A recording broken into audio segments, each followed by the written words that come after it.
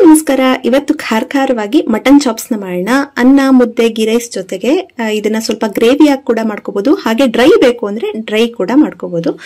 ಮೊದಲು ಒಂದು ಕುಕ್ಕರ್ ನಲ್ಲಿ 1 ಸ್ಪೂನ್ ಅಷ್ಟು ಎಣ್ಣೆನ ಬಿಸಿ ಮಾಡ್ಕೊಂಡು ಎಣ್ಣೆ ಚೆನ್ನಾಗಿ ಕಾದ್ಮೇಲೆ ಒಂದು ಈರುಳ್ಳಿ ಹಾಕೊಂಡು ಹುರ್ಕೋಬೇಕು. ಇದು ಹಸಿ ಇತ್ತು ಅಂತ ಅಂದ್ರೆ ಮಟನ್ ಚಾಪ್ಸ್ ಕೂಡ ಒಂಥರ ಹಸಿ ಸ್ಮೆಲ್ ಬರುತ್ತೆ. ಈ ತರ ರೋಸ್ಟ್ ಮಾಡ್ಕೊಳ್ಳಿ ಈರುಳ್ಳಿನ. ರೋಸ್ಟ್ ಆದ್ಮೇಲೆ ಅರ್ಧ ಕೆಜಿಯಷ್ಟು ಕುರಿ ಮಟನ್ನ ಹಾಕೋತಾ ಇದ್ದೀನಿ. ಚೆನ್ನಾಗಿ ತೊಳೆದು ನೀರೆಲ್ಲ ಪೂರ್ತಿ ಶೋಧಿಸ್ಕೊಂಡು ಹಾಕೊಳ್ಳಿ, ಇಲ್ಲಾಂದ್ರೆ ತುಂಬಾ ನೀರ್ ಬಿಡುತ್ತೆ ಎಣ್ಣೆನಲ್ಲಿ ಹುರಿಯುವಾಗ.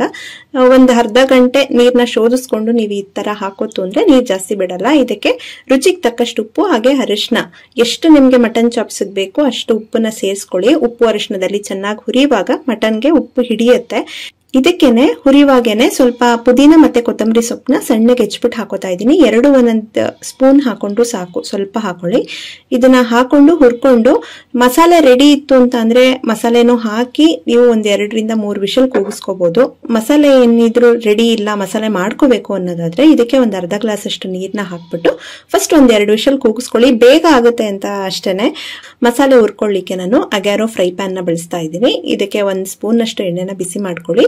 ಎಣ್ಣೆ ಚೆನ್ನಾಗಿ ಕಾಯ್ದ್ಮೇಲೆ ಇದಿಷ್ಟನ್ನು ಹುರ್ಕೋಬೇಕು. ಫಸ್ಟ್ ಮೆಣಸು ಮತ್ತೆ ಲವಂಗ 4 ಚೂರು ಚಕ್ಕೆ, 1 ಸ್ಪೂನ್ ಮೆಣಸನ್ನ ಹಾಕೊಂಡು ಅದೆಲ್ಲ ಸ್ವಲ್ಪ ಹುರ್ಕೊಂಡ್ಮೇಲೆ 8 ರಿಂದ 10 ಹಸಿಮೆಣಸಿನಕಾಯಿ, 2 ಇಂಚು ಶುಂಠಿ ಹಾಗೆ 1 ಗೆಡ್ಡೆ ಅಷ್ಟು ಬೆಳ್ಳುಳ್ಳಿ, ಒಂದು 20-25 ಎಸ್ಲಷ್ಟಾರು ಇರಬೇಕು ಬೆಳ್ಳುಳ್ಳಿ, ಚೆನ್ನಾಗಾಗುತ್ತೆ. ಇದನ್ನ ಹುರ್ಕೊಂಡು ಈರುಳ್ಳಿ ಹಾಕೋತಾ ಇದ್ದೀನಿ.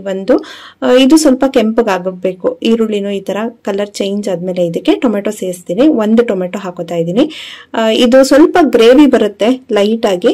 ಡ್ರೈ ಬೇಕು ಅಂತಂದ್ರೆ ಇದಕ್ಕೇನೆ ಕಾಯಿ ಸ್ವಲ್ಪ ಕಡಿಮೆ ಹಾಕೋಬೇಕಷ್ಟೇನೆ. ಇದು ನೋಡಿ ಟೊಮೆಟೊ ಎಲ್ಲ ಚೆನ್ನಾಗಿ ಮೆತ್ತಗಾದ್ಮೇಲೆ 1 ಇಡಿಯಷ್ಟು ಪುದೀನ, 1 ಇಡಿ ಕೊತ್ತಂಬರಿ, 1 ಸ್ಪೂನ್ ಅಷ್ಟು ಹುರ್ಗಡ್ಲೆ ಹಾಗೆ 1 ಸಣ್ಣ ಹೋಳಷ್ಟು ತೆಂಗಿನಕಾಯಿ ಹಾಕೋತಾ ಇದ್ದೀನಿ, ಹಸಿ ತೆಂಗಿನಕಾಯಿ. ಇದ್ರ ಬದಲಿಗೆ ತೆಂಗಿನಕಾಯಿ ಬೇಡ ಅಂದ್ರೆ ಕೊಬ್ಬರಿ ಕೂಡ ಹಾಕೋಬಹುದು. ನಿಮ್ಗೆ ಡ್ರೈ ಬೇಕು ಸ್ವಲ್ಪ ಅಂತ ಅಂದ್ರೆ ಚಾಪ್ಸ್ ಕಾಯಿ ಕ್ವಾಂಟಿಟಿನ ಸ್ವಲ್ಪ ಹಾಕೊಳ್ಳಿ, 1-2 ಸ್ಪೂನ್ ಹಾಕೊಂಡು ಸಾಕಾಗತ್ತೆ, ಚೆನ್ನಾಗಾಗತ್ತೆ. ಇದಿಷ್ಟನ್ನು ಒಂದು ಅರ್ಧ ನಿಮಿಷ ಹುರ್ಕೊಂಡು ನೀರೆಲ್ಲ ಡ್ರೈ ಆದ್ಮೇಲೆ ಒಂದು ಪ್ಲೇಟ್ ಹಾಕೊಂಡು ಪೂರ್ತಿ ತಣ್ಣಗಾದ್ಮೇಲೆ ರುಬ್ಕೊಳ್ಳಿ. ಇದು ನೋಡಿ 1-2 ವಿಷಲ್ ಕೂಗ್ಸಿದ್ದೆ, ಒಂದು ಅರ್ಧದಷ್ಟು ಬೆಂದಿದೆ ಮಟನ್ ಚೆನ್ನಾಗಿ.